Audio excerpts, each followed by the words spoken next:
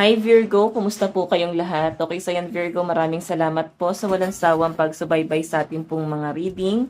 And kung ikaw ay bago pa lang sa ating channel, mag-subscribe na po kayo. Then, i-click mo na rin yung ating notification bell para lagi kang updated sa ating mga bagong upload. So, by the way, Virgo, ayan sa mga interested sa private reading, ay nasa description box below lang po yung link ng Facebook ko. Yes, mapansin nyo, nagpalit na ako ng name. Nagpalit din ako ng name sa FB at saka sa Facebook page. Kasi nga na-report po yung account ko. For safety. So, yung Facebook ko guys, nakalock lang siya. Pero pwede naman kayo guys mag-message. Sa mga interested, mag-message na lang po kayo sa akin. So, by the way, tignan natin. Tignan natin ano ba yung mga possible na ganap kay Virgo this week. Virgo, Sun, Moon, Rising, and Venus sign. Virgo, Sun, Moon, Rising, and Venus sign. Meron tayong it's okay to doubt. Oh. Okay, so ayan, mali yung card na nagamit natin. Okay, ito yung isang card. So by the way, sabi dito, okay lang naman daw na ikaw ay magduda. Ngayon, pag nagdududa ka or nag-aalangan ka sa sarili mo, naguguluhan, so may mga pag-overthink daw kayo ngayong week na to, no? Kung medyo naguguluhan kasi nasabi dito na maglaylo ka, kung bagay pahinga mo sarili mo, wala kang kailangan gawin desisyon dyan sa bagay na yan. Okay? So, tignan pa natin, ha? So, Virgo, Sun, Moon, Rising, and Venus sign. Ano po yung mga possible na ganap kay Virgo this week?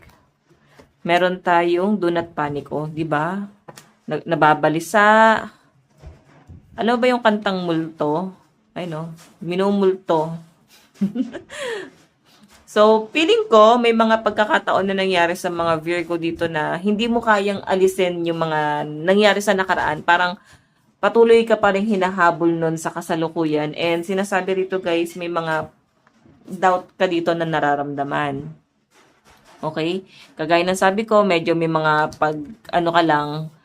may mga pagpapanik. Nakikita ko sa mga Virgo na medyo naguguluhan ka, may mga pag-overthink, may mga pag-aalinlangan, nag-aalala ka siguro pagdating din sa stability mo. So, may mga pagkakataon na masaya ka pagkasama yung ibang tao, pero pag ikaw na lang, anday mong iniisip dito na mga struggle, mga responsibility, yan yung nasa-sense ko sa inyo. Okay, so by the way, additional message.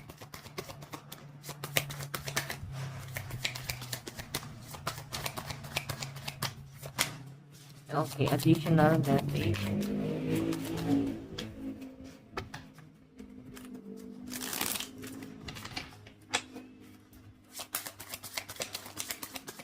Additional. So, meron tayong I'm not always an angel. So, may mga pagkakataon na napapaisip kayo na, alam niyo na parang gumawa ng something na hindi akma sa pagkatao mo or nakasanayan ng mga tao sa inyo. So, sinasabi rito guys, magstay ka lang doon. Hindi mo kailangan na baguhin ka ng panahon. Hindi mo kailangan na baguhin ka ng sitwasyon, ng person mo, ng ibang tao. So, kung makikinig ka sa mga opinion nila or sa kung paano kanila sinaktan, kung sobra ka magpapa-apekto doon guys, ito yung pwedeng mangyari sa inyo. Babaguhin ka nito hanggang sa parang hindi mo nakilala yung sarili mo. Okay? So, tignan pa natin. Okay. Tignan pa natin. Additional message.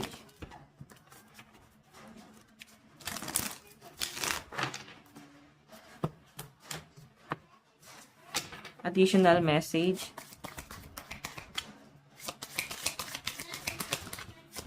Additional message para po kay Virgo. Oops.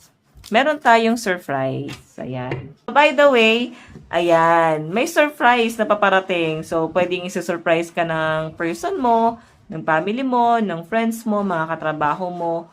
So, ganon, no? Sobrang, actually, hindi mo naman na din guys ina-expect to or pwedeng hindi mo na rin naman na gustong mangyari yon. Okay ka naman na at sobrang simple mo lang din naman kung ano yung meron, kung ano yung nandyan. Okay na yun sa inyo, no? Hindi ka naman humihiling na ng mas higit pa sa malinaw na pinapakita sa akin dito. So, ayan. Okay. So, yan. Meron tayo, guys, surprise. So, pwedeng may paparating sa inyo guys na hindi mo ina-expect. Pwedeng mabibigla ka, pwedeng bigla ang feelings, bigla ang emosyon, bigla ang sitwasyon, problema, kung ano man yung pwedeng mangyari sa sitwasyon mo, no? Mabibigla ka, kumbaga, hindi mo talaga siya guys ina-expect. Bigla na lang siya nangyayari. Okay? So, check pa natin. Check pa natin. Meron tayong memories, comfort us. Ayan. May namimiss ka sa past. Ayan. May namimiss ka sa past, then kung makikita nyo guys, pagyakap to, no? Siguro yung father figure, so siguro yung father nyo, or someone na napalapit sa inyo, sobrang namimiss nyo sila, no? Kung paano kayo nila guys kinomport, kung paano yung pagmamahal na ibinigay sa inyo guys, pwedeng makaka-feel ka lang na nag-hold back ka ngayong week na to. Okay? So, by the way,